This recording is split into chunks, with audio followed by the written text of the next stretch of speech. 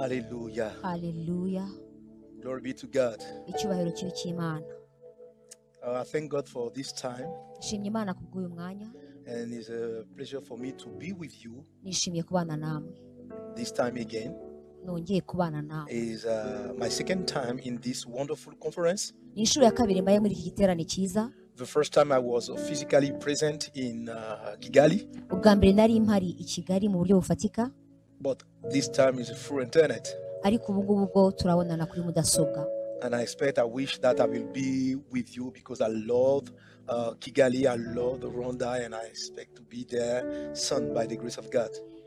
Icyari kuba cyiza nuko nari kubana namwe kuko nkunda Kigali, nkunda uwo mujyi wanyu, And I want ariko Imana to izabidufashamo. celebrate God for my friend, Ndashaka gushima Imana kubwa mwene brother, data, inshuti yanjye mwene data, Apostle Paul Gitwaza. intumwa Paul Gitwaza. Thank you for this invitation, Urakoze cyane kuntumira, and thank you all the team for ndetse this ndashima second invitation, n'abo mukorana bose kubwo kuntumira. and that my God bless this wonderful conference, Kandi ndasaba kugira ngo Imana yanjye ihe umugisha igiterane, and through this conference, that is blessing will be everywhere in this wonderful country, Africa. kandi biciye muri iki giterane cyiza Imana izatanga umugisha muri icyo gihugu ndetse no muri Afurika Hallelujah. yose. Haleluya. Hallelujah. Haleluya. Afrique, lève-toi et brille. Afrika haguruka urabagirane. Alléluia. Haleluya. Et le thème de cette conférence-ci, Umutwe w'amagambo tugenderaho muri iki c'est giterane Afrique soit conduite par le Seigneur. ni Afrika iyoborwa n'Imana. Avec pour texte de base, Aho tugendera ku ainsi cyanditse, par l'Éternel ton Rédempteur, uku ni ko Uwiteka Imana le Saint yawe d'Israël, ivuga, uwera wa Isirayeli. moi l'Éternel ton Dieu, Yewe Uwiteka Imana je yanjye, t'instruis pour ton bien, ndakwigishiriza je te kugira ngo ugire conduis dans la ibikugirira voie umumaro. que tu dois suivre. Ikakujya imbere mu nzira ikwiriye Je te kunyuramo. conduis dans la voie que tu dois suivre. Ndagushyira mu nzira ukwiriye kunyuramo. Alléluia. Haleluya. Alors, particulièrement aujourd'hui, Uyu munsi rero j'aimerais aborder avec toi le sujet de la foi ndifuza yuko tuganira ku birebana no avec kwizera, un angle particulier kandi turareba mu gace pour kamwe permettre à tous ceux qui entendront ce message gatuma buri muntu wese uri bwumva ubu butumwa d'être conduits par le Seigneur abasha kuyoborwa n'Imana jusqu'à cette grande destinée glorieuse que Dieu réserve à kuzagera ce aho continent. Imana yamugeneye kugera. Lorsque nous disons Afrique, lève-toi et brille, Iyo tuvuga ngo Afrika haguruka lorsque nous urabagirane, disons Afrique soit conduite par le Seigneur, iyo tuvuga ngo Afrika ayoborwa n'Imana, en fait, il ne s'agit pas de la matière, du continent, du sol, de la terre. ntabwo tuba tuvuga ubutaka, ntituba tuvuga Dieu ne aho. bénit pas directement un sol. Ntabwo Imana iha umugisha ubutaka, C'est l'attitude des hommes, ahubwo uko abantu babubamo de ceux bifashe, qui sont sur ce sol, ababa aho hantu qui déterminent la destination et ce que Dieu va en faire de ce sol. nibo batuma aho baba Lorsque habasha Adam et kubaho. Ève ont péché, Kuko igihe Adamu na Eva Dieu dit bacumuye, ceci, Imana iravuga la ngo terre sera maudite à cause de toi. ubu butaka buzavumwa kubera mwe. Donc la terre est bénie Bishatse kuvuga ngo ou ubutaka la buhabwa terre est umugisha maudite cyangwa en bukavumwa fonction de l'attitude des hommes qui y habitent. bivuye ku bahatuye.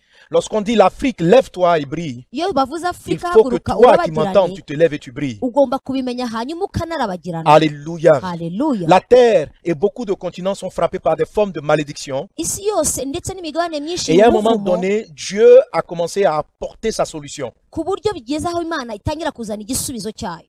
Et un des premiers hommes qu'il a utilisé pour la restauration du monde, Umwe mu bagabo Imana yakoresheje kugira ngo ihembure isi, et qui est notre modèle de foi, ari nawe rugero rwacu c'est mu cet homme de Dieu, kwizera. Abraham. Genèse chapitre 12, verset 2. Itangiriro 12 kabiri. Dieu Imana a choisi une personne. yihitiramo Et la Bible dit umuntu, ceci, Bibiliya que ikavuga nous ngo portons ce même héritage. oui, nabo toi qui me bazahabwa suis. uwo murage. Dieu t'a choisi en Christ Imana pour te yaguhisemo bénir, kugira ngo iguhe umugisha, afin que la continuité du message d'Abraham s'accomplisse au travers de nous. kugira ngo ibyabwiwe Aburahamu natwe La bizatubeho. Bible dit que toute la création soupire, elle attend la révélation des fils de Dieu. Bibiliya iravuga ngo abantu bose bategerezanyije Il faut que les amatsiko fils de Dieu, guhishurwa la kw'abana femme de b'Imana. Dieu, le serviteur de Dieu que tu es, Birashoboka yuko wowe umwana w'Imana, umukozi sois béni w'Imana, et relâche la bénédiction uhabwa umugisha kandi sur ugatanga cette terre, umugisha sur tout ce continent. kuri iyi si ndetse no Et kuri uyu que mugabane. Dieu, au travers de l'Afrique, brille sur le reste des nations. Hanyuma Imana ibicishije muri Afurika ikarabagiranisha isi yose. Alléluia. Haleluya. Alors, quelle était la particularité de cette foi qui a amené Abraham à être une bénédiction et à devenir une source de bénédiction? Que c'est par l'élément de la foi Ibyanditswe bitubwira yuko que Dieu akoresheje a conduit kwizera Abraham Imana yakoresheje Aburahamu et il a fait quitter un certain niveau imuvana ahantu runaka pour atteindre un autre niveau. kugira ngo imugeze mu rundi rwego. L'Esprit de Dieu, Dieu a conduit Abraham Imana Dieu yakoresheje l'a umwuka dirigé, wayo kugira ngo et ayobore Abraham est devenu Aburahamu. une source de bénédiction. Aburahamu ayobowe ahinduka Et ses isoko fils y'umugisha ont hérité de cette même promesse. kugira ngo abandi bazamukomokaho bazabashe Et kubibona c'est ce nabo. que Dieu nous dit en Hébreux chapitre 11, versets 8 à 10. Aho rero niho twasomye mu Baheburayo Quelqu'un dit avec moi la foi. 10 kuko akoresheje Quelqu'un dit ukwizera. avec moi la foi. Vuga ngo kwizera. Alors parlons un peu de cette foi. Reka tuvuge rero kuri On en kuno parle beaucoup dans kwizera la vie chrétienne. mu buzima bwa gikristo. C'est elle qui amène un croyant à vivre l'extraordinaire de Dieu. Uko kwizera niko gutuma umukristo cyangwa uwizeye abaho La foi est ibitangaje. l'élément qui permet aux plus grosses montagnes, aux plus gros obstacles de se déplacer. Nibyo bituma ibintu bikomeye, imisozi ikomeye iva mu La nzira. foi est ce qui amène une situation naturelle à basculer et à rentrer dans une situation surnaturelle. Kwizera nibyo bituma umuntu ava mu bintu byari bidasanzwe bikaza mu La buryo foi est aussi busanzwe. un mode de vie. Nibyo bihinduka imibereho y'ubuntu. La Bible dit que mon juste vivra par la foi. kuko ijambo ry'Imana rivuga ngo umukiranutsi azabeshwaho no kwizera. Et si le thème de cette conférence est que c'est l'Afrique qui est conduite par Dieu, Niba rero umutwe w'amagambo w'igiterane Pour ari influencer les ukuyoborwa nations. n'Imana, la Bible dit, prenons l'exemple sur Abraham, Bibiliya itubwira ngo dufate Aburahamu que ce nk'urugero. qui a amené Dieu, un des éléments qui a amené Dieu à le conduire, Umuntu watumye C'est Imana la foi. imuyobora kandi akabikora mu Alléluia. kwizera. Haleluya. alléluia, et comment est-ce qu'elle Alléluia. fonctionne? Alors, dans plus de détails, Tugiye ibwina je vais te parler de 5 ingrédients. ndakubwira ibintu bitanu. Dis avec moi 5. Vuga ngo bitanu, Bitanu, bitanu, bitanu. bitanu. 5 ingrédients, Ibintu bitanu. alléluia, qui vont Haleluya. permettre, de manifester une foi Bituma extraordinaire ugaragaza kwizera kw'indengakamere cyangwa et permettre gutangaje. à Dieu de te conduire Bigatuma Imana vers ikuyobora ta destinée ukagera aho et faire de toi igushaka. une source de bénédiction pour ta ville Bityo ugahinduka isoko Pour ton y'umugisha ku pays. buzima bwawe. et pour l'Afrique. Ndetse ugahinduka Et pour le umugisha ku monde gihugu entier. cyawe ndetse no Au kuri nom de Afurika Jésus, no ku quelqu'un donne un mugabane mot, amen. wose. Haleluya. Alors, je vais t'inviter à ouvrir ta Bible avec moi Ndagusaba gufata dans le Bibiliya livre yawe de Hébreux kugira ngo chapitre dusomere 11 à hamwe partir du verset 1 mu Baheburayo 11 C'est kuva ku dans ce murongo wa texte mbere. qui nous présente la foi Muri ibyo byanditswe que nous niho voyons les turi 5 bubone ingrédients dont je veux parler avec toi. ibyo bintu bitanu ngiye J'espère que kuganira le temps me namwe. permettra de toucher brièvement chacun de ces 5 ingrédients.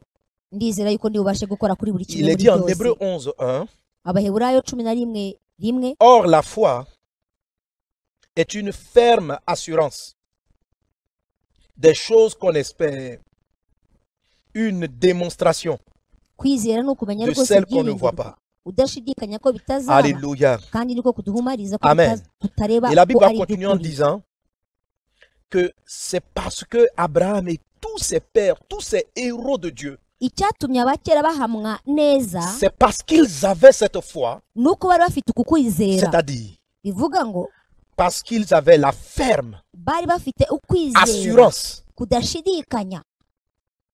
amen, Amen. des choses qu'ils espéraient, Kubw'ibintu batabona parce qu'ils étaient arrivés à démontrer kuko bari babashije kugira ahantu ce bagaragaza qui n'était pas visible sur le plan humain. ibitaraboneshaga amaso yabo. C'est à cause de cela Niyo mpamvu qu'ils ont fait des exploits, bakoze qu'ils ont ibikomeye. été conduits. Niyo mpamvu banayobowe. Alléluia. Haleluya. Lorsqu'on parle de la foi, Iyo tuvuga on kwizera parle de ces 5 éléments. tuba tuvuga ibi bintu bitanu. Lorsque ces 5 éléments-là sont en Kuko ibyo place, bitanu l'élément de la foi est manifesté. iyo bigaragara kwizera Et quels sont kuraboneka. ces 5 éléments? Ibyo bitanu rero ni Alors, le premier élément qu'on trouve dans la foi d'Abraham et qu'on trouve dans votre vie, chaque fois que vous avez vu le ciel agir, icya mbere tubona mu buzima bwa Aburahamu ndetse tubona no mu buzima bwawe iyo twabonye ijuru c'est ritabaye l'invisible. ni ibigaragara, Ce qu'on ne voit pas encore. ni ibyo tutarabona.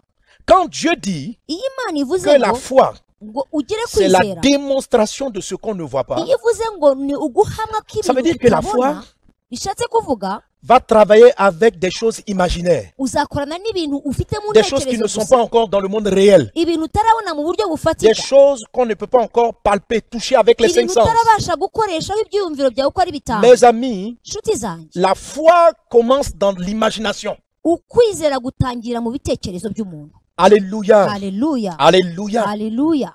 Tu dois imaginer. Ugomba gutekereza. Je crois qu'un des graves problèmes, une des Nibwira maladies qui yuko manque à l'Afrique, kimwe mu bintu birwaje c'est cette Afurika notion-là d'imagination. ni ukudatekereza C'est no cet élément-là du kwiyumvira. rêve. Icyo kintu cyo kurota kugira C'est-à-dire inzozi le fait d'entrevoir dans les pensées ugacakishiriza mu ntekerezo zawe et de concevoir des choses qui n'ont jamais été créées. ukaharemera ibintu Des utigeze choses qu'on kumva n'a jamais biremwa vues. ibintu utarabona. Écoutez, ceux qui ont fabriqué des avions abakoze indege sont ceux qui ont rêvé un jour s'envoler. ni abantu bigize kurota baguruka. Une des choses que l'ennemi est arrivé à enlever à l'Afrique, Ikintu satani C'est yibye l'imagination. Afurika ni ukutwara Le ibyiyumviro rêve. n'ibitekerezo le n'inzozi. rêve. Atwara inzozi Les zabo. gens veulent... on dit l'Afrique va se réveiller. Abantu baravuga ngo Afurika izabyuka, On rêve à quoi? C'est quoi le réveil? ariko se Afurika izabyuka yararose. Africa, lève-toi. Afurika Mais byuka est-ce qu'on a haguruka. imaginé ce que c'est que lorsqu'on est levé, ça ressemble à quoi? Ese iyo umuntu yahagurutse bigenda bite, biba bisa bite? On a des souhaits, Hari ibintu mais twifuza un souhait ariko ikintu sans wifuza un rêve niba utakirota va te perdre. uzatakara. Souhaiter Kwifuza gusa sans rêver utarota t'éloigne te fait prendre la mauvaise direction. bituma utagera aho ugomba kugera cyangwa Alléluia. uyoba. Haleluya. Alléluia. Haleluya. La Bible dit que le Seigneur est capable de faire Bibiliya itubwira au-delà ko de tout ce ko que Imana nous ibasha imaginons gukora et nous ibirenze kure pensons. ibyo twe twibwira. Éphésiens chapitre 3 verset 20. Abaefeso La 3 Bible parle de 20. l'imagination. Dieu peut aller au-delà de notre imagination. Imana Pourquoi ishobora Dieu a-t-il créé kurenga l'imagination? ibyo twe Pourquoi twibwira. l'homme fait des rêves? Kuki umuntu Pourquoi on a arota? des pensées, on a des rêves? Kuki tugira Dieu a intekerezo tout créé. zituma turota? Et il a tout créé pour un but. Kandi ibyo byose Imana yabiremye kubera Pourquoi a-t-il intego créé le rêve? kugira ngo ubashe kugira ibyo Le ugeraho. rêve est une Inzozi manière pour nous d'accéder à l'invisible, ni uburyo d'accéder butwegereza à ce qui ibyo n'est tutabasha jamais kubona, arrivé sur la terre. kubasha kugera ku Et by'Imana la ishaka foi. gukora ku isi. C'est la démonstration Ni ukugaragazwa de ce qui n'est jamais arrivé sur la terre. kw'ibitaraba ku isi. Tu dois rêver. Ugomba kugira Tu inzozi, dois rêver. ugomba Nous kugira devons inzozi, rêver ugomba kugira une inzozi. nouvelle Afrique. Ukarota Nous Afurika devons nshya, rêver. ugomba On ne kurota. sait pas comment on va y arriver. Ce Sinzi n'est uko pas d'abord là la tuzabigeraho. question. Il faut le Sinanabyibazaho, premier ingrédient. ariko nzi ko Il faut le ikirungo premier cya mbere ingrédient dans la sauce. cyangwa igikoresho cya mbere tuzakoresha Amène juste. uzakizana Commence ugishyiraho juste par le rêve. hanyuma ukizane mu nzozi. Alléluia. Haleluya. Et il faut savoir que l'ennemi va vraiment combattre le rêve. Kandi ukamenya yuko umwanzi azarwanya Oui. inzozi zawe. Ce qui effraie Satan, c'est ton rêve.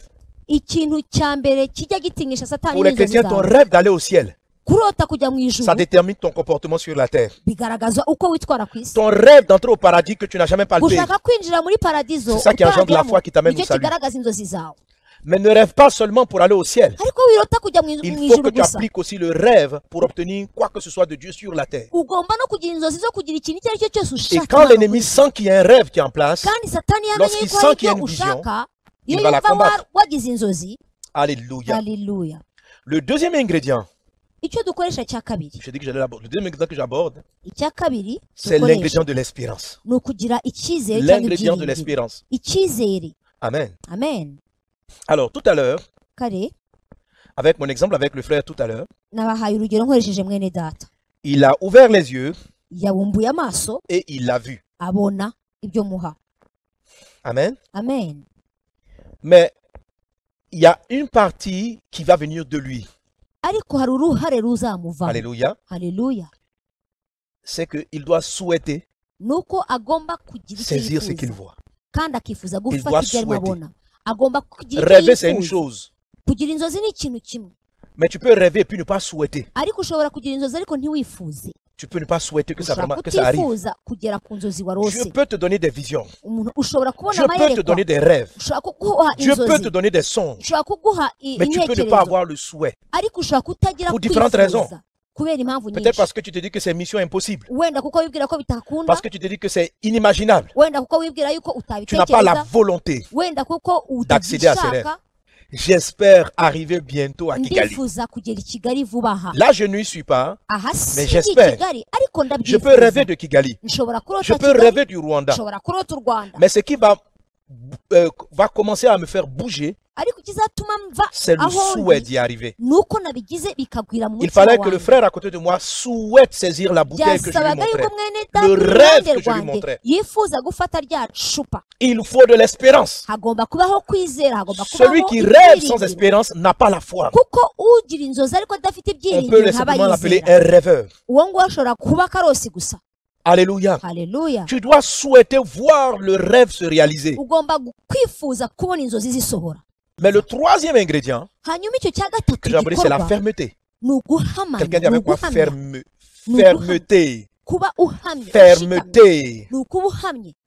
Amen. Amen, Amen. amen. Ésaïe chapitre 26 verset 3 Yesaya 26 dit ceci: à celui qui est ferme dans ses sentiments, tu assures la paix ugushikamijeho umutima parce uzamurinda qu'il se confie en toi. abe amahoro masa kuko À celui qui est yakwiringiye. ferme. Ugushikamijeho. Frère, Haleluya. il ne s'agit pas simplement d'avoir un souhait. Ntabwo rero bihagije kugira La icyo Bible wifuza. Bibiliya Que iratubwira la ngo foi, ngo kwizera ce n'est pas seulement l'espérance et le rêve. ntabwo ari ibyiringiro Il faut n'inzozi, l'ingrédient fermeté. ngo ahubwo hagomba no gushikama. C'est-à-dire, Bishatse kuvuga ngo Ésaïe 26 3 nous révèle, Yesaya 26:3 haradusobanurira pour que Dieu t'assure la paix, kugira ngo Imana iguhe amahoro. il ne faut pas simplement que tu aies des sentiments, ça veut dire des souhaits. Ntabwo bihagije kugira ibyiyumviro no kugira Il ne faut ibyifuzo pas gusa, simplement que tu aies des désirs, ahubwo Imana irashaka ngo ugire n'ishyaka le ryayo, désir d'y arriver. ushake kubigeraho. Il faut que ce désir-là soit ferme. Birashoboka ko ibyo wifuza celui qui biba est bishikamye ferme dans ses cyangwa sentiments. bihamye. Des sentiments fermes, Kugira ibyifuzo bihamye c'est des sentiments qui ne vacillent pas. ni ukugira ibyifuzo cyangwa se no kugira ibyo wifuza C'est des ariko sentiments qui utanyeganyega. gardent l'espérance et le rêve toujours en vision. Ni ibyifuzo bikusanya icyizere Alléluia. n'inzozi. Je rêve bâtir une usine. Ndatekereza kuzagira Je uruganda runini. rêve le réveil de l'Afrique. Ndatekereza kuzagira Afurika iri mu Je buvuzi. rêve. Ndarota. Je dis, waouh, super mon fils. Nkavuga ngo mbega byiza mwana Et wanjye. puis il exprime, papa, je souhaite l'atteindre. Akavuga ngo ndashaka kubigeraho papa. Père, manifeste ta grâce. Ndashaka kubigeraho Et Dieu data, dit, garagaza viens. ubuntu bwawe. Mais quand Dieu dit viens, Hanyuma Imana yakubwira il ngo faut ngwino toujours savoir utabizi. qu'il y a de vent contraire. Ntumenye yuko hari imiyaga C'est quoi le vent ikurwanya contraire? n'ihure nayo. Ni iki imiyaga C'est la réalité ikurwanya? ambiante. Ni bwa Quand vous buzima lisez le tubamo buri contexte, le munsi. vent était déjà fort. Wa muyaga wari umaze kuba mwinshi. Le vent était déjà fort. Wari mwinshi pe. Quand vous regardez et que vous promenez sur la réalité de l'Afrique, Iyo ureba Afurika uko ibayeho uyu munsi, quotidien, uko urebye ubuzima bwa Afurika buri l'attitude munsi, quelquefois des chefs d'État, des habitants de ce continent, ukareba uko abakuru b'ibihugu bitwara ndetse n'abaturage bo muri ibyo bihugu, vous pouvez, au lieu de continuer à regarder votre rêve, aho kugira ngo urebe inzozi vous zawe, pouvez dire non, c'est pas la peine. ushobora kuvuga uti nta Jetons nubwo l'éponge. nakongera kurota. L'Afrique, c'est pas la peine. Ukavuga uti Afurika rwose nta byiringiro. Tu peux à un moment donné manquer de fermeté. Hari ubwo wabura gushikama vu no de la guhamanya réalité n'umutima ambiante. wawe, kubera ibyo ubona bigukikije. Quand tu commences à manquer de ressources, Iyo utangiye kubura quand tu commences à manquer ibifatika, d'argent, iyo utangiye kubura amafaranga, quand tu rêves de construire quelque chose, nyamara warotaga kubaka et que ikintu, le comptable, les finances viennent t'annoncer que les ressources sont finies, abakontabule bakakubwira yuko ibintu byanze, qu'est-ce que tu vas faire? ubigenza ute? Voyant que les problèmes financiers étaient forts. Iyo ubonye yuko ibibazo bibaye Si tu byinshi, vois les problèmes financiers, ubonye yuko ton ubutunzi miracle bukendereye, va s'arrêter. birahagarara none. Mais si en dépit du vent qui est fort, Ariko noneho en wirengagije dépit de uwo ce buraba, que les ressources sont absentes, wirengagije yuko amafaranga tu ntayahari, continues à dire, il est ugakomeza capable, ukavuga ngo Il est ndakomeje, il est nzabigeraho, capable, il nzabishobora, est capable, nzabishobora, il est capable. arabishoboye. Oui, Dieu est capable de faire Imana irashoboye tout ce qu'il dit kandi ibyo ivuga byose qu'il irabishoboye. fera. Ibyo byose irabikora, Il est capable. irabishoboye. Kugira Tout ce qui ibyiringiro est n'ibitekerezo juste, bibone, Tout ce qui est noble, ibyiza, tout ce qui est iby'ubutunzi, digne de iby'ubupfura, ibyo gutekerezwa lorsque les neza. choses impures, la méchanceté, le désir de vengeance Iyo ibintu bibi bikuje mu Commence kwihorera à t'animer. ishyari nibitangira kwinjira muri wowe, contre tous ceux qui se sont battus contre ton rêve, kuri ba bandi bose barwanyije ibyawe, tu es en train de t'enfoncer. Tu n'es nubitindaho pas ferme uzatangira dans tes kwinjira. sentiments. Ahubwo rinda Tu n'es pas ibitekerezo ferme byawe dans tes uhamye, pensées. Tu as utekereze commencé à ibitekerezo, regarder aux critiques. urinde ibitekerezo, Tu as wirinde commencé à ibiri regarder aux kuvugwaho, coups qu'on t'envoie. ntuzarebe mesaje Et wohererezwa, tu es en train de perdre la foi. hanyuma utangire gutakaza Jérémie dit, ibyiringiro. je dois repasser dans mon cœur. Yeremiya aravuga ngo La icyo nicyo fermeté, nibuka ngo C'est de binde mu repasser ce que mutima, tu rêves. ni uguhora ce mu que tu mutima espères. wanjye ngaruramo inzozi zanjye. Le quatrième ingrédient, Icya kane fait qu'on gikenerwa, a la foi, c'est l'assurance. icya kane gikenerwa Dis avec moi l'assurance. ni ukuba Dis avec moi wumva l'assurance. uhamya neza Quelqu'un donne un yuko bon amen. Alléluia. guhamanya n'Imana, L'assurance. La guhamya Bible dit la foi, c'est la ferme assurance des choses qu'on kuko espère. ni uguhamya Alors, neza. tu as constaté avec moi, avec les trois premiers ingrédients de la foi, Wabonye neza yuko qu'il ibya suffit gatatu d'enlever un bibanza des éléments ni ibintu bikoreshwa pour que la mixture ne donne plus la foi. kugira ngo ibyo byose bize kugera ou ku donne kwizera une foi faible. ugomba kutagira kwizera Donc la foi gucitse doit intege. regrouper ces 5 ingrédients. Ukwizera kugira Il y a ngo un kuzure ingrédient qu'on kugomba kuba appelle gufite ibintu bitanu. Alléluia. Haleluya, Alléluia. haleluya. Alors l'assurance, ça parle de sérénité. Ça parle d'un calme intérieur. Kumenya neza yuko ufite ikintu nuko Quand tu ufite es gutuza muri wowe, assuré, uba tu wemva n'as pas utuje peur muri des wowe. dangers. Donc l'opposé de l'assurance, Rero ikigendana C'est no la panique. kutamenya neza c'est ni la peur, uguhangayika, ni ubwoba, c'est des sentiments de peur. ni ukugira amarangamutima afite ubwoba. Et c'est exactement ce que Pierre a eu dans son cœur. Kandi ni nacyo cyabaye kuri Au Petero lieu mu de mutima garder we. les yeux fixés, Aho kugira ngo il a vu atinde que le kuri vent Yesu, était fort. yabonye ko umuyaga Et ubaye lorsqu'il a mwinshi, vu que le vent était fort, abonye umuyaga ubaye la Bible mwinshi, dit, il dit, il a eu peur. agira Donc ubwoba. il a perdu l'assurance. Ukwizera cyangwa Parce kumenya qu'il yuko ari kumwe a na vu Yesu le vent. birahagarara. Et rappelle-toi le texte qu'on avait lu dans Ésaïe 26, Wibuke aho twasomye à muri celui qui Yesaya est ferme dans 26, ses sentiments. aho Tu guhamya assures neza la mu paix. byiringiro. Philippiens 4 dit, Abafilipi 4 et la paix de Dieu, avuga ngo amahoro qui y'Imana surpasse toute intelligence, arenze ibitekerezo gardera vos by'umuntu cœurs. niyo azarinda La imitima paix de yanyu. Dieu. Amahoro Un y'Imana, élément qui est très important dans la foi, kimwe mu bintu bikomeye c'est cyane mu la kwizera paix ni qui vient ukugira de Dieu. amahoro. Tu ne sais pas pourquoi. Ntuzi impamvu Tout semble s'écrouler, ibintu byose birasa naho mais birindimutse, tu es serein.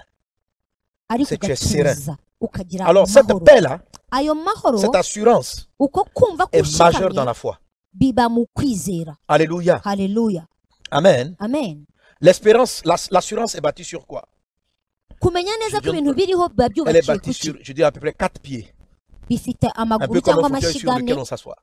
ahantu hane umuntu Quand je suis assis sur un fauteuil yakwifatira. avec 4 pieds, Iyo nicaye ku ntebe ifite je me amaguru ane, sens tranquille. mba numva ntuje, J'ai la paix. numva mfite amahoro. Alléluia. Haleluya. Alors, l'assurance Rero kumenya vient de ce neza, que, d'abord, ces pensées. Qu'est-ce que tu vois dans tes pensées? kumenya neza ibyo ubona Qu'est-ce que tu observes? mu bitekerezo byawe. Donc, la fermeté nous donne de l'assurance. Aho En kuri fait, bishatse les kuvuga disciples, comme Pierre, en marchant sur l'eau, abigishwa kimwe na ont Petero perdu igihe la yagenze foi. ku mazi ont commencé à avoir peur batangiye kugira ubwoba, parce que, au lieu de mettre leur foi dans Jésus qui était couché dans la barque, aho kugira ngo bizere Yesu wari uryamye muri ubwo ils avaient mis bwato, leur foi dans la barque bashyize ukwizera kwabo mu et dans la bwato, capacité de la barque à les protéger. bibwira yuko ubwato buri bubarinde. Ils avaient mis encore leur foi Bari bashyize ukwizera kwabo dans le vent mu muyaga et dans la capacité des vents à les tuer. ndetse no mu mbaraga z'umuyaga Donc ushobora Jésus dit, kubica. vous avez la foi, Yesu arabwira ati ariko mufite mais ukwizera, votre foi est orientée ariko ukwizera kwanyu sur kwerekeje les capacités de la barque ku bushobozi bw'ubwato et sur les capacités du vent. n'ubushobozi bw'umuyaga. Alléluia. Haleluya. Il y a beaucoup qui m'écoutent, Hari benshi banyumva, à qui Dieu demande, où est ta foi? Imana irimo ibaza ngo ukwizera kwanyu kuri he. Leur foi est dans l'argent qu'ils possèdent. Ukwizera kwabo gushingiye ku Ils mafaranga font des grandes batunze, déclarations. ukwizera kwabo Nous construirons des immeubles. kurimo kubaka Nous amazu, ferons des exploits. tuzakora Nous ibitangaza irons de l'avant. tuzagera imbere, Jésus va nous conduire. Yesu azadutwara. Mais dans le cœur, Ariko mu mutima ils sont assis dans une barque bicaye mu bwato, confortable de leurs finances. baguwe neza n'amafaranga bafite. Leur foi est dans le quand la mer est calme. Ukwizera kwabo kuri mu mazi atuje, Mais dès que le vent se lève, ariko nakubita gato ils perdent l'élément sur lequel ils s'appuient. baratakaza urufatiro, baratakaza icyo bari Vous avez de bishingikijeho. l'assurance.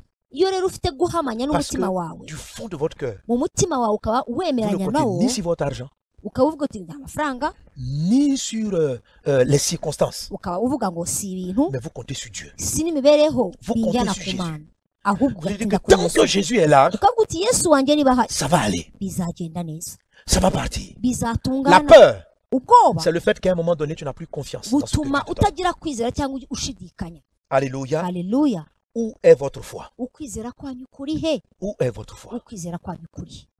Amen. Amen. Quand quelqu'un n'a pas cet élément, Iyo umuntu adafite c'est ce iki, qui fait qu'il ne quitte jamais la barque. bituma atava muri bwa bwato. Iyo udafite guhamanya n'umutima no gushira amanga, Les 12 apôtres, intumwa 10 les 11 qui étaient restés, bari sont des basigaye gens dans la vie desquels il y a eu très peu de miracles. bari abantu du temps de batahuye Jésus. n'ibitangaza mu buzima bwabo Parce qu'ils préfèrent le confort de la barque. kuko bari banyuzwe no kuba Tu bibereye préfères mu le bwato confort de ton travail. wowe unyuzwe no C'est muri la ako raison pour kazi laquelle tu ne peux pas bâtir l'entreprise que Dieu te montre en rêve. unyuzwe n'ako kazi ku buryo Tu utabasha préfères un kwinjira endroit mu où ton ruganda salaire cyangwa mu sera by'imana assuré ihora et tu es dans ikwereka cette ugomba barque-là. gukora wicaye muri ubwo Tu as un rêve. unyuzwe nyamara hari inzozi Tu vois des usines, hari ibintu ubona mais ufite tu ne vas pas inganda oser mettre le pied ariko dans la mer. ntubasha gukandagira muri ayo Mettre le pied mazi dans la mer. ntushaka gukandagira mu mazi Parce que kubera yuko si je quitte ce travail, uravuga uti nimba kuri aka comment est-ce que kazi je vivrai? nzabaho newe Jésus te dit, il t'appelle à prêcher la parole de yesu Dieu. aravuga ati wowe jya kuvuga Mais ubutumwa si bwanjye je quitte mon ukavuga uti travail, nimva kuri aka kazi comment est-ce que ce sera? bizamera Jésus bite a dit aux disciples, ukavuga uti se Jésus a dit à Abraham, yesu abwira aburahamu quitte ton pays, uva mu quitte ta gihugu patrie. cyawe va mu tout ce dans muryango quoi tu as wawe vécu auparavant, va mu byo et wabagamo sur la byose base de ma parole, hanyuma ugendeye ku avance ijambo vers ryanjye l'inconnu. nzakwereka Tu t'appuies exclusivement, ta foi est basée sur ce que je t'ai dit. ugasanga wishingikirije ku byo imana Tu trouves yakubwiye ta paix. ukahabonera amahoro Ton calme. yawe ukahabonera Dans ma gutuza kwawe Écoute-moi, frère, nyumva la mwene parole de data Dieu ijambo est ry'imana beaucoup plus fiable niryo ryo que tes kwizera finances. kurusha ubutunzi bwawe L'ennemi peut bloquer tes finances. umwanzi ashobora On peut te guhagarika faire perdre ubukire ton bwawe travail. ashobora Mais kubihagarika Dieu ne t'abandonnera jamais. ariko imana ntizigera Dieu ne te ihagarika. laissera jamais. imana ntizakureka Dieu est fidèle. imana irizera Il honore sa parole. imana Il isohoza réalise ijambo sa ryayo. parole. kandi ibyo yavuze irabikora Est-ce qu'on est ensemble? turi kumwe Alléluia. haleluya L'assurance vient. rero guhamanya n'umutima Amen. amen De ce que on a reçu ce que j'appelle le réma. kumva umuntu C'est-à-dire, quand ashinganye tu pries, biva mu kwakira ijambo Que tu as rema l'espoir, Jésus. ukumva neza yuko yesu Dis-moi quelque abigukorera chose. ukumva ko byose ari Il ibye a dit en bya 1 Jean yesu 5, 14. Nous avons auprès de lui cette 1 Jean 5, nous avons auprès de lui cette assurance. Si nous demandons quelque chose selon sa volonté, il nous écoute. Alléluia. haleluya La Bible dit qu'on a de l'assurance. bibiri Lorsque tubwira ce qu'on yuko a demandé, on dufite sait que c'est sa gushira volonté. amanga cyangwa se kwemezwa On est rwose conscient que c'est sa volonté. tukabimenya neza yuko ari ubushake pourquoi bwe umva Au moment où tu fais la prière, igihe urimo usenga Père, data je veux voir cela se réaliser. ndashaka kubona ibi bisohora Reste en prière guma mu masengesho jusqu'à ce que tu entendes ce que la Bible appelle le réma. kugeza igihe Cette voix qui wumvise te dit, rema ma ni fille, ijambo mon fils, biriya je ferai itubwiye cela avec toi. igihe wumva yuko ibyo bintu bikubayeho kandi biri kumwe nawe Ça, c'est le deuxième pied de l'assurance. aho ni ukuguru kwa kabiri Il ko faut que gushira amanga cyangwa tu guhamanya reçoives à un n'umutima moment wawe donné une parole directe de Dieu te concernant. guhabwa ijambo mu buryo buboneye Tu cyangwa sais que buziguye Dieu peut te faire bukureba. marcher sur les eaux. uzi ko imana yatuma ugenda Mais ku tu as mazi besoin, comme Pierre, ariko ukeneye nka petero d'entendre kumva le vient. kumva ngo ngwino D'entendre le vient. kumva ngwino Tant que tu n'as pas reçu ce go, niba reste dans sa utaramenya présence. ngo ngwino Cherche la face de Dieu. niba utarabyumva C'est cette petite shakisha mu maso parole-là y'imana kuko iryo jambo dont la Bible parle en disant, nibyo ijambo ry'imana or ritubwira la foi ngo vient de ce qu'on entend. ngo kwizera kuzanwa n'ibyo De ce twumva qu'on entend, le réma. kuko parole tuba de Dieu. twumvise rema Alors, la foi dont il est question dans ce passage rero Alléluia. ukwizera kuri muri iki cyanditswe est engendrée kubyarwa par le fait que Dieu t'ait dit quelque chose. nuko imana hari icyo yakubwiye Quand Dieu t'a parlé iyo et que imana tu sais qu'il yakubwiye t'a parlé, ibyo yakubwiye tu as un calme intérieur. uratuza muri wowe Mais quand tu n'as pas, ariko iyo ntabyo cette ufite parole le vient. udafite iryo jambo rikubwira ngo Tu vois, ngwino Satan il va te dire, mais qui t'a dit de venir? satani azakubaza uwaguhamagaye Alléluia. haleluya Les deux autres pieds, andi mashyiga c'est abiri cyangwa l'évolution amaguru abiri progressive. andi mashyiga Amen. abiri wakwitwaza Et puis, la connaissance de ton identité pour Dieu. ni ukumenya uwo uriwe mu Donc, mana le premier pied, ukuguru kwa c'est mbere où est ta foi? ni ukwizera Le kwawe deuxième, kuri ukwa kabiri C'est le réma, tu dois Dieu ni entendre parler. rema uvanye ku mana Ça, c'est pour avoir l'assurance. La troisième chose, icya gatatu ni c'est uguhamanya la nawe progression.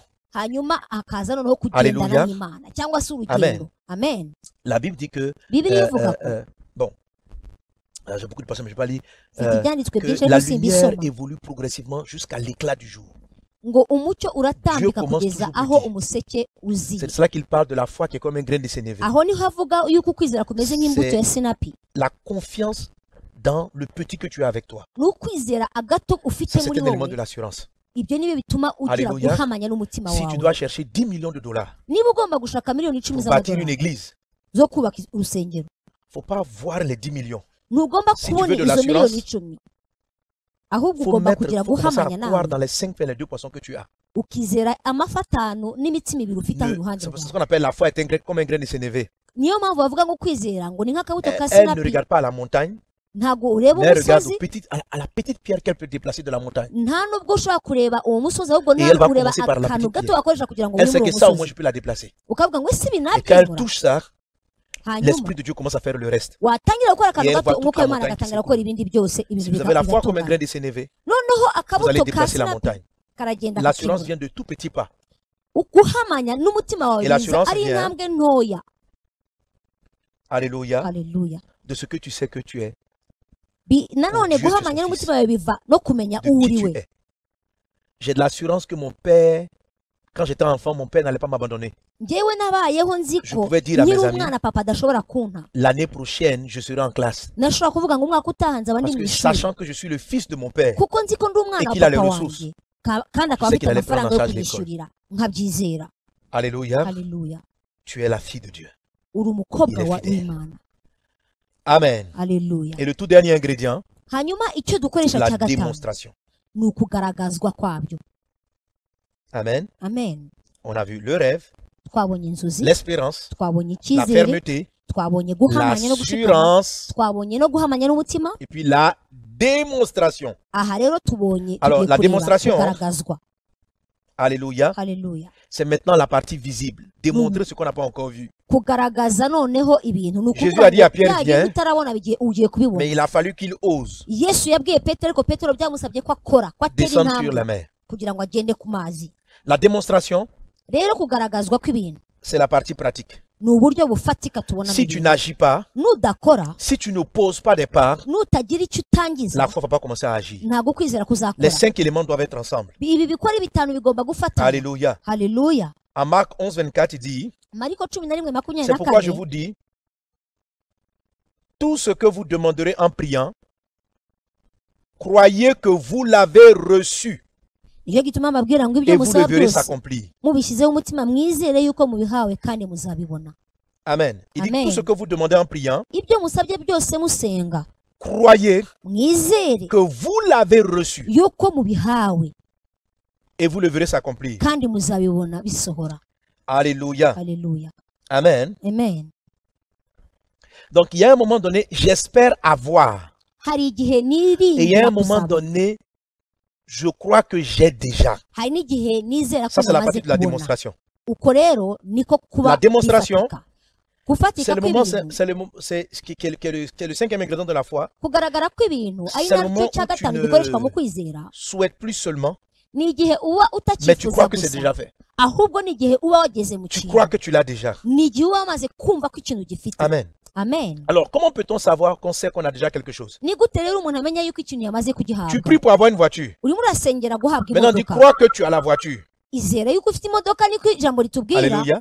haleluya Alléluia. haleluya Tu pries pour te marier. urasabira Et on urushako te dit, crois, à un moment donné, il dit, crois que tu as reçu le hanyuma mariage. ukabwirwa ngo izere yuko ubonye umugabo izere ko ubonye umugore Tu pries pour avoir une grande église. urasengera kugira urusengero runini Et à un moment cyane donné, il te dit, crois que tu as déjà une grande igihe église. igihe kimwe imana ikakubwira ngo urarufite Pourtant, ton église n'est pas encore grande. nyamara urabona urusengero rukiri Pourtant, le mari n'est rutoya pas encore là. nyamara urabona umugabo Pourtant, la femme n'est pas ataraza encore là. nyamara imodoka Pourtant, ntiraza la richesse n'est pas encore nyamara là. ubukire ntiburaza Et la Bible dit de croire que tu l'as déjà. ariko bibiri ikakubwira ngo C'est ce qu'on wizere appelle la ko ubihawe démonstration.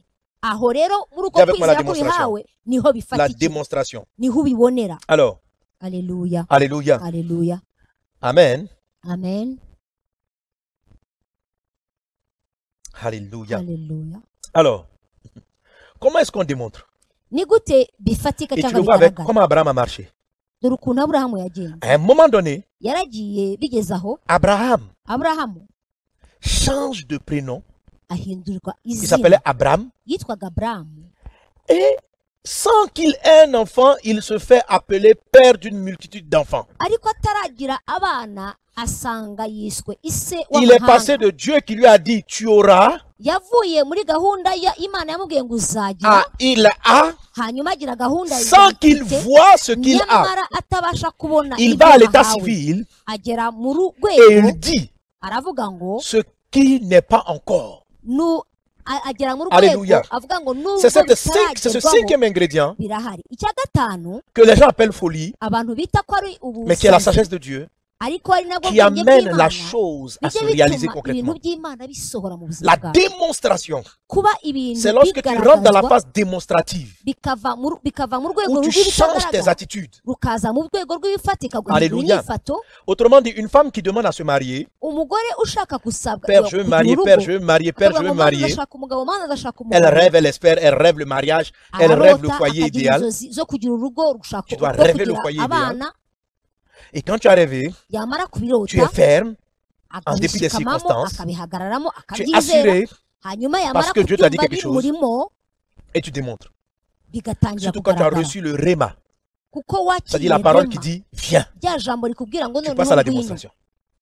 Et la démonstration commence. Noneho Amen. kwa kuremwa kwa bwa bintu C'est-à-dire que kugatangirana démontrer na ce que cya tu n'as kindi pas encore vu, wakiriye. c'est-à-dire Bishatse te- kuvuga ngo te comporter comme une femme mariée sans être mariée. ni ugutangira kwitwara Ça veut nk'umugore dire te wubatse comporter nyamara utari wubaka. Comme si tu es pris pour être directeur, tu te comportes comme un directeur quand bien même tu n'es pas un directeur. Noneho niba warotaga kuba uri diregiteri C'est la ugatangira kwitwara nka diregiteri kandi démonstration nyamara De ce utaraba qu'on n'a uwo pas encore muyobozi. vu. On n'a pas encore vu, entendu que tu as été nommé, Ntawe urumva yuko Mais tu as l'attitude baguhaye d'une inyito personne cyangwa qui est bakuzamuye urwego. Alléluia. Haleluya, Alléluia. haleluya. La démonstration, Kugaragaza c'est appeler les choses qui ne sont pas comme si elles étaient. ni uguhamagara ibitariho nk'aho biriho. La foi, Kwizera c'est Jésus qui vient, qui regarde Lazare, qui parle de Lazare qui est mort et puis il dit Lazare ni dort. Yesu uza akabona Lazaro yapfuye nyamara akamubwira ngo Lazaro Il sohoka. n'appelle pas Lazare du nom de la défaite. Ntago Il ahamagara appelle Lazaro Lazare mu du nom izina de la ry'umuntu victoire. wapfuye, nta nubwo amuhamagara mu izina Quand vous ry'uwatsinze, changez d'attitude, ahubwo amuhamagara mu vous appelez les watsinze. choses. Iyo uhinduye Alors inyifato vous n'appellerez plus l'Afrique ntabwo uhamagara ibintu pays uko de bitari. guerre, Ntuzongera guhamagara Afurika nation igihugu de cy'intambara, guerre. ntabwo uzongera guhamagara Vous appellerez Afurika l'Afrique umugabane w'intambara, nation prospère. ahubwo uzavuga ko Nation ari riche. ishyanga, uzavuga yuko ari Vous regardez umugabane les gens ukize, Et kandi vous commencez à les appeler de ce que vous rêvez et non de ce qu'ils sont. mujye muri abantu mubavuga ibyo Vous les mushaka appelez ko par rapport à leur bababwira, futur et non ntimukavuge par ibyo rapport à leur atari présent. byo. Ntimukabarebere Parce que tu ahahise, crois mujye muharebera Que ce que ahazaza, Dieu te montre kuko ibyo va Imana ikwereka s'accomplir. aba ari byo Et tu uvuga, démontres ce ujye que tu n'as ugaragaza pas encore vu. ibyo utarabona, Tu utilises le langage ujye ukoresha de ce que imvugo tu n'as pas encore vu. y'ibyo utarareba, La façon dont tu te comportes. uburyo witwara. Si tu veux devenir un grand directeur, Niba ushaka guhinduka umuyobozi la ukomeye, démonstration, uburyo ubigaragaza c'est le fait de commencer à t'organiser, à travailler comme un ni directeur. ukugitangira kujya ukora no gupanga Tu ne ibintu peux pas dire que nk'umuyobozi. tu crois qu'un jour tu seras directeur Niba utemera yuko uzaba et tu umuyobozi, dors jusqu'à 10 heures. niba wemera Parce ko que uri tu n'as pas umuyobozi encore de ukaryama travail. kugeza saa yine, Lève-toi comme si tu allais aller au travail. ahubwo haguruka kare nk'umuyobozi Lève-toi. ujye ku Quand tu kazi. vas travailler, qu'est-ce que tu feras? None se nujya Tu guhaguruka vas te lever kujya à ku 4 kazi, heures du uzakora matin, iki? tu vas prier Uzakora jusqu'à 6 heures, uzasenga tu vas prendre ta kugeza saa kumi douche. n'ebyiri, uzoga, Fais-le. hanyuma On dit, mais où tu t'en vas? bakubwira ngo Ah, tu ugiye dis, je he, sais pas. wabwira uti simbizi, Mais comme je sais que je vais gérer, ariko ko nzi ko alors je vais nzayobora, commencer à faire des études de gestion. natangiye kwiga ibyo Je vais commencer kuyobora, à faire des études. ngiye gutangira Quand kwiga. tu sais que tu vas arriver quelque part, Iyo uzi ko tu uzagera ahantu, commences à avoir l'attitude qu'il faut. utangira kwitwara uko aho hantu bameze, gukora Madame, tu sais ubuzima que tu vas bwawe te marier, tu nkaho, commences à ranger ton armoire comme si ton mari allait occuper l'autre partie de l'armoire. ugatangira kujya ushyira imyenda mu kabati mu ruhande rumwe kuko uzi ko Quand uruhande tu te rundi ari couches sur ton urw'umugabo lit, wawe. Tu Wakora ne dors pas comme waryama un ku célibataire. buriri, nturyame Tu nk'umuseribateri, mets ukaryama une jambe ici, une nk'umuntu jambe là, et puis tu as couché uryamanye comme ça. n'undi Non. muntu mu gitanda. Tu sais qu'un jour ton mari sera là. Uzi ko hari igihe umugabo Et tu azaba commences à ahari, prendre les habitudes utangira de gufata bien dormir. akamenyero ko kujya uryama neza. Tu commences à prendre des habitudes de rentrer assez tôt parce que tu sais que quand tu seras marié, Utangira kujya wiga gutaha kare kuko uzi ko numara il faudra gushaka que tu rentres tôt pour faire la cuisine, uzajya t'occuper de tes utaha kare enfants. kugira ngo uteke kandi utunganye abana bawe. Alors la démonstration, tu ne restes pas en train de causer avec tes copines jusqu'à minuit. Mu gutangira kugaragaza Parce que tu ibyo es Imana célibataire. yavuganye nawe, ntabwo utangira Tu kuganira le n'abashyitsi bawe démontres. kugeza saa sita z'ijoro nk'abaseribateri, Ce que tu n'as pas encore vu ahubwo utangira gukora bya bindi Surtout. utarabona lorsque tu reçois le réma. kuko uba wamaze Cette parole kwakira qui te dit, rema, je m'apprête à le faire. ukavuga uti ngiye Tu rentres dans la kubikora, phase démonstrative. ugatangira kwinjira mu gihe cyo Dieu kugaragaza vous noneho bénisse bya bindi abondamment. wizera. Imana ibaha umugisha. Changeons le nom que nous donnons à l'Afrique. Reka duhindure izina Dernièrement, je disais à mon pays, duherutse kuvuga mu je gihugu disais cyanjye, à des hommes politiques, hari aho twari twahuye n'abantu laisse bo laisse muri moi parler politiki, ainsi. ndimo Je ndababwira, dis ceci, ndavuga ngo c'était des dirigeants politiques, je leur ai dit, bari abayobozi mu rwego rwa politiki, arrêtez de ndababwira vous ngo appeler opposition. mureke kwita yuko muri abatavuga En rumwe. Afrique, Muri Afurika le parti qui n'est pas au pouvoir, ubutegetsi cyangwa se ishyaka on ritategetse l'appelle l'opposition. bita abatavuga Et l'esprit rumwe. a ouvert mes yeux. Noneho Il dit, Imana ifungura regarde amaso, l'Europe. irambwira ngo i Burayi Regarde l'Amérique. reba muri Amerika Est-ce que tu les entends appeler les partis qui sont pas au pouvoir opposition? wari wumva bavuga amashyaka En atari France, ku butegetsi iyo on les ari appelle la ababarwanya. gauche. bavuga on ngo les ni appelle les abari socialistes. ibumoso, bavuga ngo ni abasosiyaliste Quand ce sont les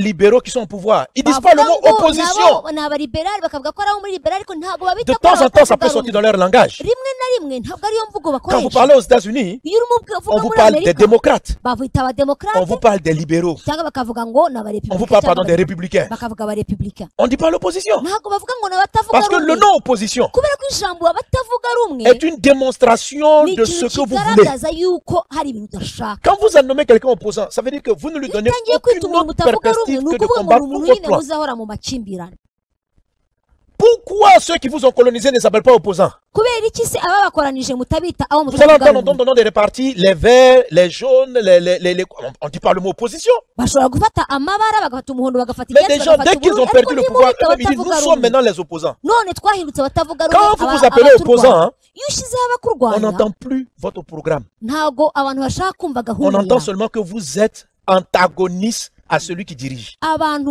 Or, ce n'est pas bumva vrai. yuko imitekerereze yanyu ari imitekerereze Quelquefois, on peut irwanya avoir des idées, iterambere non pas n'abayobora opposées, mais des idées constructives, des ahubwo idées nimuzana additives. ibitekerezo byubaka ibitekerezo byuzuzanya Quand vous commencez à démontrer ce que vous ne voulez pas, iyo mutangiye kugaragaza ibyo mudashaka c'est ce que vous ne voulez pas qui finit par arriver. ibyo mudashaka nibyo Si biba vous burya appelez les choses du nom que vous ne voulez pas, iyo wita ibintu les amazina y'ibyo choses se udashaka comporteront selon le nom que vous lui donnez. bya bindi udashaka nyine bifata isura y'ibyo wowe udashaka akaba ari byo ubona Appelez les partis qui ne sont pas comme vous, appelez-les du nom de leur programme qui n'est pas le vôtre. ahubwo abo bantu muhanganye cyangwa abo Vous bantu bashaka appelez-vous ubutegetsi du nom nk'uko qui nawe n'est- uburiho Si vous voulez défendre le bite socialiste, si vous êtes ibyo socialiste, si vous voulez bagendereye défendre n'imigambi yabo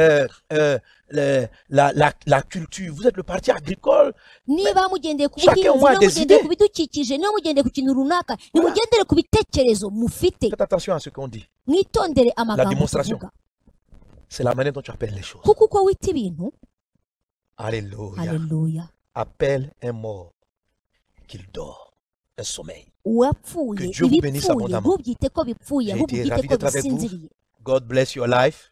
imana I was so imugisha happy to ubuzima be with you. bwanyu imana ibaha And I umugisha expect that this message will bless your life, kandi ndizera ko ubutumwa buri buhe umugisha ubuzima bwanyu will improve your life, ndetse bugatuma n'ubuzima bwanyu and butera will imbere help this country to raise and shine. kandi bikazatuma iki gihugu cyacu ibihugu Amen. byacu bihaguruka kandi And I wish you a bikarabagirana very good conference. ndabifuriza kugira igiterane God cyiza bless your life. mu buzima And bwanyu by the Imana grace of ibahe umugisha. God, ku mibereho yanyu see you soon. nzababona vuba God bless you. Thank you. imana ibaha umugisha